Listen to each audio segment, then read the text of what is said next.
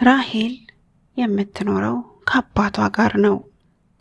እናቷን ያጣችው ራሄል በልጅነቷ ነው። አባት ብዙ ዋጋ ከፍለው ነው ራሄልን እዚህ ያደረሷት። እናቷ ከሞተች በኋላ አባትን ዘመድ አዝማድ አግቡ እያሉ ቢጨቀጭቋቸውም አይ ግድ የለም ለልጄ እንጀራ እናት አላመጣም በማለት ራሄልን ብቻቸውን ዋጋ ከፍለው እዚህ አድርሰዋታል። ራሄልም አላሳፈረቻቸውም። ተምራ ውጤት አምጥታ አሁን ላይ በአንድ ትልቅ መስሪያ ቤት ውስጥ ተቀጥራ ትሰራለች። ራሷንም አባቷንም ትጦራለች። አባት ደክመዋል፣ ትልቅ ሰው ናቸው። አሁን ላይ አባት የሚፈልጉት ራሄል አግብታ ቦታ ይዛላቸው ማየት ነው። እየደከሙ ስለሆነ የእሷን መጨረሻ አይተው ማለፍ ይፈልጋሉ። ራሄል ግን አይ በጭራሽ ምን ይዤ ነው ትዳር የሚይዘው ትላቸዋለች። አባትም ሁልጊዜ የሚሏት ተይ ልጄ ምን ይዤ ምን ይዞ አትበይ፣ ምን ይዘን ምን ይዞ ሲባል ነው ነገር ሁሉ የሚበላሽ። አብረን እናድጋለን፣ አብረን እንሰራለን የሚለውን መርጠሽ እኔም ያንቺን ወግ ልይ ይሏታል ሁልጊዜ። ራሄልም ቆይ እያለች ዘግየት ታርጋባቸዋለች። ይሄ እንዲህ እንዳለ አንድ ጊዜ ለምርመራ ወደ ሆስፒታል ይሄዳሉ። አመም አርጓቸው። የዚህን ጊዜ ከባድ በሽታ እንዳለባቸው ይነገራቸዋል። ሲነገራቸው ግን ከራሄል ደብቀዋት ነበር። አባት ራሄል ጓደኛ አላት፣ ዮናስ ይባላል። ዮናስ እጅግ በጣም ይወዳታል። ብዙ ጊዜ ከስራ ስትወጣ ዮናስን አግኝታ ነው ወደ ቤት የምትመለሰው። አባት ህመማቸው እየበረታ ይመጣል። ይህንን ነገር ለራሄል አልነገሯትም። ሁልጊዜ ይደክማቸዋል። ሁልጊዜ ካልጋቸው ላይ ቶሎ አይነሱም። ራሄልን ስታስተውል ብትጠይቃቸውም ምንም አይነት መልስ አይሰጧትም። ልጄ ተይ የእድሜም ነገር ነው እያሉ ይሸሽጓታል። እሳቸው ያልነገሯት ምክንያት ራሄል ሰምታ እንዳትጨነቅባቸው ስለፈለጉ ነው። ይህን ጊዜ ህመማቸው እየበረታ ይመጣል። አንድ ቀን ራሄል እንጀራ እየጋገረች ነው። አንድ የድሮ ወዳጃቸው ይመጣል ከውጪ። እያወሩ ባለበት ሰዓት ራሄል አንዳንድ ወሬያቸውን እየሰማች ነው። አውርተው ከጨረሱ በኋላ ሰውየው ሲወጡ ራሄልን ይጠሯትና ቤት እንከባከቢው፣ እንግዲህ አንቺ ነሽ ያለሽው፣ መንከባከብ አለብሽ አባትሽን ይሏታል። ራሄልም አዎ እኮ ምግብ እኮ አልበላለኝ፣ ብዙም እንደ ድሮ አይደለም ትላቸዋለች። ራሄል የምታውቀው ነገር የለም።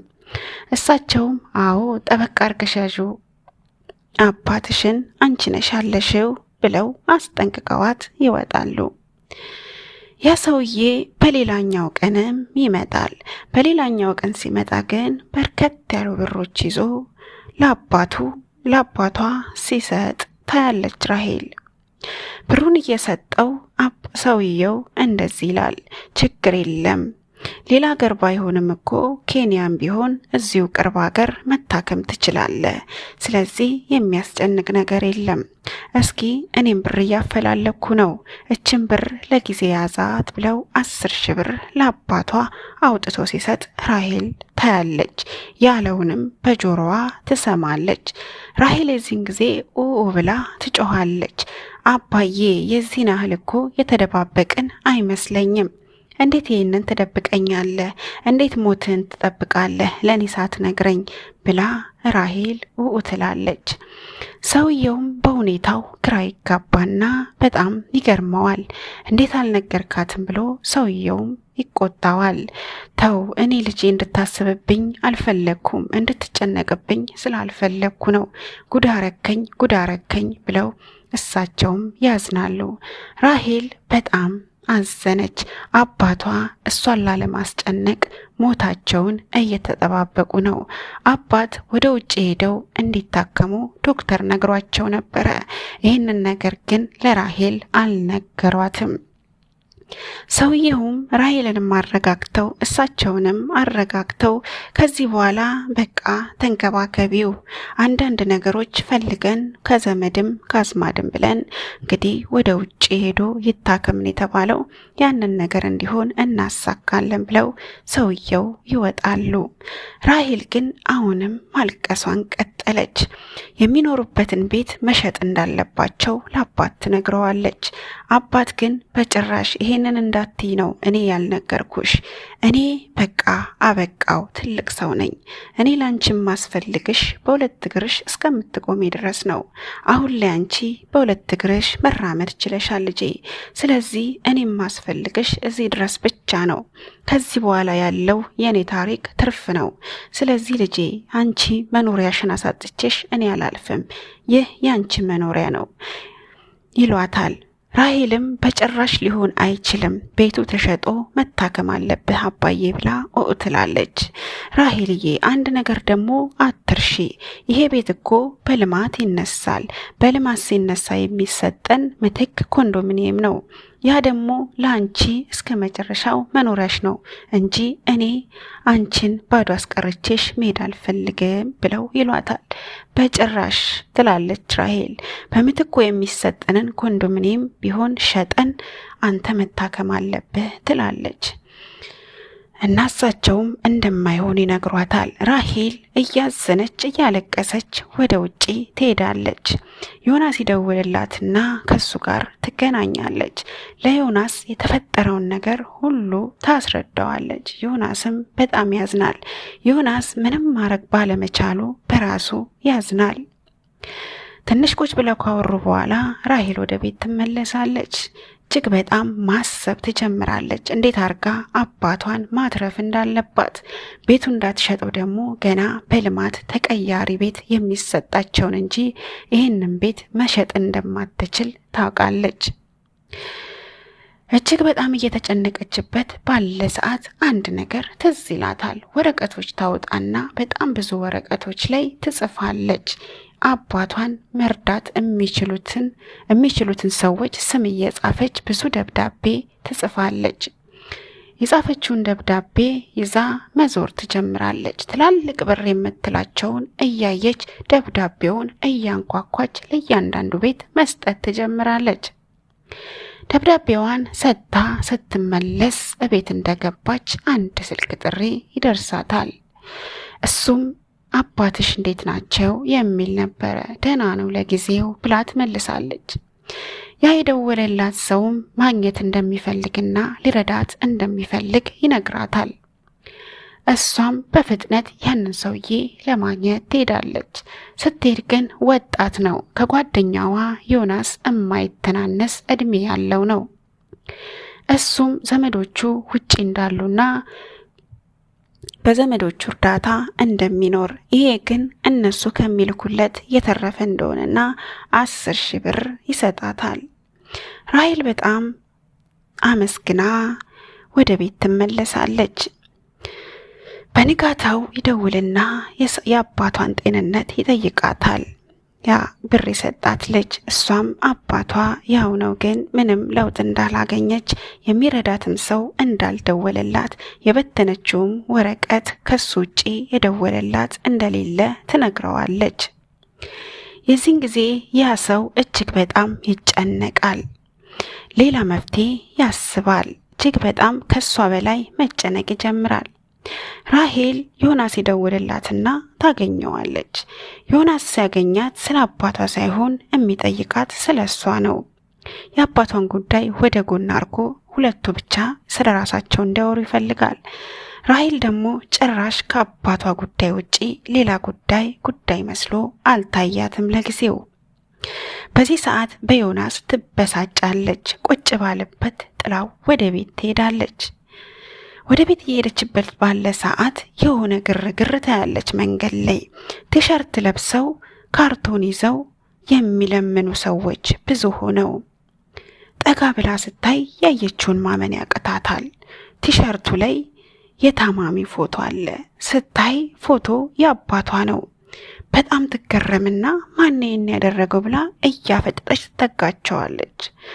ስትጠጋቸው ልጁ ምንድነው ብሎ ያፈጥባታል። ፎቶን ለማየት ስትጥር የለበሰው ልጅ ምንድነው ኬት ነው ያመጣችሁት ይሄን ፎቶ ብላ ታፈጥበታለች። ልጁም ያውልሽ እዛ ጋ ነው ባለቤቱ ሂጂና እሱን ጠይቂ ይላታል።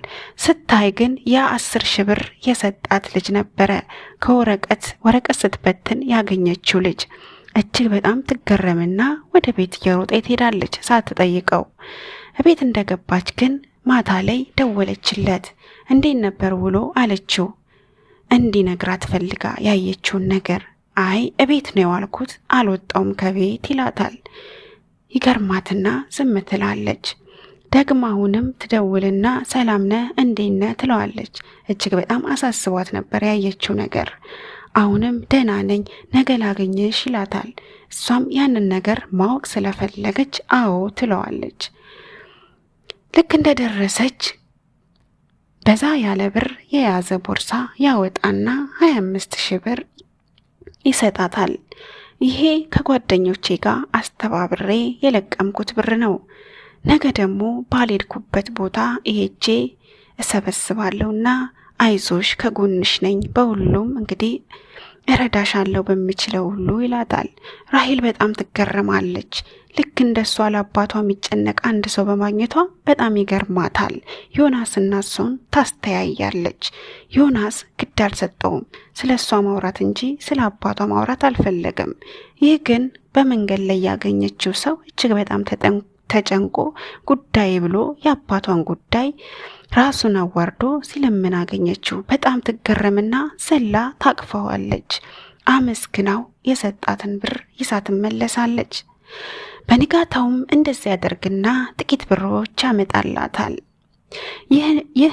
ይህ በዚህ እንዳለ ራሄል ያ የምትጠብቀው የኮንዶሚኒየም ቤት እጣው ይመጣና መውሰድ እንዳለባቸው ደብዳቤ ደርሳቸዋል። ራሄል በጣም ትደሰታለች። ያንን ለመሸጥ ለደላሎች ሁላ ትናገራለች። በዚህ እንዳለ ያ ልጅ ይደውልላታል። ራሄል ነይ እንገናኝ፣ ጥቂት ብሮች ይዣለው ይላታል። አይ በጭራሽ አሁን አባቴ ብር አግኝቷል፣ እቤት ሽጬ ላሳክመው ስለሆነ ይህንን ነገር ደግመ እንዳታረገው አመሰግናለሁ ትልና ትዘጋበታለች። ቤቱን የሚገዛ ሰው እያፈላለገች ነው። የሚገዛ ሰው ግን አላገኘችም። የአባቷ ሕክምና ቀጠሮ ይደርስና ራሄል አባቷን ይዛ ሆስፒታል ትሄዳለች። ሆስፒታል ስትሄድ ግን በጣም ዶክተሩ ያዝናል። አባቷ ምንም አይነት ጊዜ እንደሌለው ለራሄል ይነግራታል። ራሄል በጣም ታዝናለች፣ ትበሳጫለች። ከዚህ በኋላ ምንም አይነት ነገር መሞከር እንደሌለባት ብትሞክርም እንደማይሆን ይነግራታል። ከዚህ በፊት ከ6 ወር በፊት ነበረ የተነገረው፣ ስለዚህ አሁን በጣም ዘግይታችኋል ይላታል። ራሄል ግን ከሰማች ጥቂት ቀኗ ነው። አባት ግን ከሰማ 6 ወር ሆኖታል። ልጁን ላለማሳዘን ብሎ የራሱን ሕይወት ሊያጣ ነው አባት። እጅግ የሚገርም አባት። የዚህ ጊዜ ራሄል በጣም ታዝንና ወደ ቤት ለሱም ሳትነግረው አባቷን ይዛ ወደ ቤት ትመለሳለች። ምንም አማራጭ የላትም። ምንም አይነት እንቅስቃሴ ማድረግ እንደማይችል ዶክተር ነግሯታል። ከጥቂት ቀናት በኋላ አባቷ ያርፋሉ። ራሄል ከባዱን ሐዘን ተቀበለች። እጅግ በጣም ታዝናለች። ዘመድ አዝማድ ይመጣል። እንግዲህ ከለቅሶ በኋላ ራሄል ብቻዋን እንዳትሆን በማለት ዘመድ አዝማዶቿ ወደ ክፍለ ሀገር ራሄልን ይዘዋት ይሄዳሉ። የዚህ ጊዜ ያ ብር እየሰበሰበላት የነበረው ሰው እጅግ በጣም ይጨነቃል። ስልኳም ዝግ ነበር። ራሄል የሆነ ጊዜ ፌስቡክ ላይ ይጽፍላታል። ራሄል የት ነሽ? እኔ በጣም እየፈለግኩሽ ነው። የት ነው ያለሽው ራሄል? በማለት መልእክት ያስቀምጥላታል። ራሄልም ያደረገላት ነገር ትዝ ይላትና ለአባቷ የተጨነቀው ነገር ራሱን አዋርዶ የለመነው ነገር ትዝ ይላትና በሌላ ስልክ ትደውልለታለች። የት ነሽ ሲላት ያለችበትን ትነግረዋለች። እሱም በንጋታው ስልክ ይደውልላታል። የት ነሽ ራሄል? እኔ እኮ ያለሁት ያለሽበት ሀገር መናኸሪያ ነኝ፣ በፍጥነት ነይና ተቀበይኝ ይላታል። ራሄል በጣም ትገረማለች። እንዴት መጣ ትለዋለች። መጣሁኝ ራሄል ናፈቅሽኝ ብሎ ይላታል። ራሄልም በጣም በሆነው ነገር ትደነቅና በፈገግታ ትቀበለዋለች። ሁኔታውን ሁሉ ያለችበትን ነገር ትነግረውና ታለቅሳለች። ራሄል ጥቂት ይቆይና ወደ መጣበት ይመለሳል። ራሄልም ራሷን ካረጋጋች በኋላ ወደ መጣችበት ተመለሰች። ከዛ በኋላ ከተመለሰች በኋላ የራሷን እንግዲህ መደበኛ ስራዋን መቀጠል ትጀምራለች። ከዛ ልጅ ጋም አብረው ብዙ ጊዜ ማሳለፍ ይጀምራሉ። መጨረሻ ላይ ሁለቱም አብረው ተስማምተው ተጋብተው መኖር ጀመሩ። ታሪኩ እዚህ ጋር ያበቃል። ስላዳመጣችሁኝ ከልብ አመሰግናለሁ። እንግዲህ